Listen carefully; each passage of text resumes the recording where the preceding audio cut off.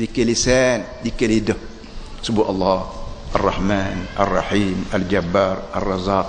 Apa saja nama Tuhan 99 tu kita sebut ke 2, ke 3, ke 4, ke 10, berapa ke, maka kita panggil zikir lisan, zikir dengan lidah.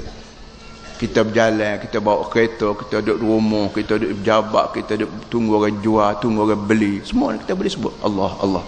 Dan dunia Allah ni guna wasabih. Zaman Nabi memang tak ada wasabih, tapi wasabih ni bila kita pegang, mudah kita ingat Tuhan. Kerana wasabih tak ada kerja lain pada ingat Tuhan. Orang Cina buah ketek tu dia ingat kepitih dia, tapi kita tidak guna ketek, kita guna wasabih. Kalau kita berasa guna wasabih ni baik untuk kita, gunakanlah. Kalau kita berasa guna wasabih ni boleh mengingat tiang orang lain, orang hak tengok orang lain tak ada wasabih, dia tengok kita buat wasabih, dia teringat kat Allah, lagi baik. Itu orang panggil dakwah secara tidak langsung. Secara tidak langsung kita dakwah orang supaya ingat Tuhan kerana kita bawa wasabih. Dia setengah orang gata wasabih tak kata dia, baiklah, tak ada apa untuk apa.